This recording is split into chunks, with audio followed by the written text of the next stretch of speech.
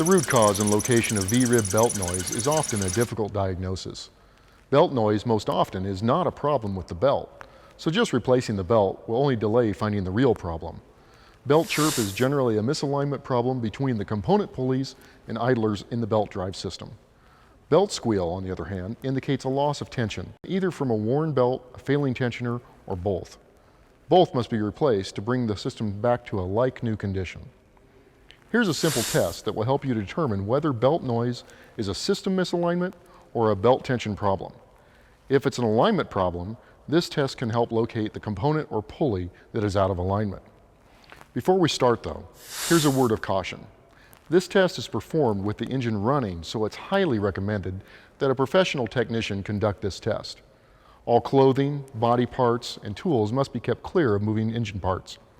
Failure to do so can result in severe injury or even death. First, fill a spray bottle with tap water. Make sure it's only water, since you'll be spraying it on the belt. Next, duplicate the conditions when belt noise is normally heard.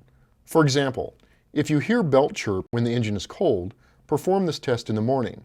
The objective is to spray water on the V-rib side of the belt where the belt enters the pulley in the location where the noise seems to come from. The right location can be difficult to determine, but frequently misalignment noise originates from the shortest belt span. In other words, the belt section with the shortest distance between two pulleys. This is especially true if one of the short span pulleys operates on the back side of the belt. Here is a water pump, for example, that is powered by the back side of the V-rib belt. Look to see if there is a short span between this pulley and the next. Start the engine and spray the V-rib side of the belt where it enters the pulley. The water will act as a lubricant. If belt noise becomes more pronounced, that is, if the squealing gets louder when the belt is sprayed, it means that there is not enough tension on the belt.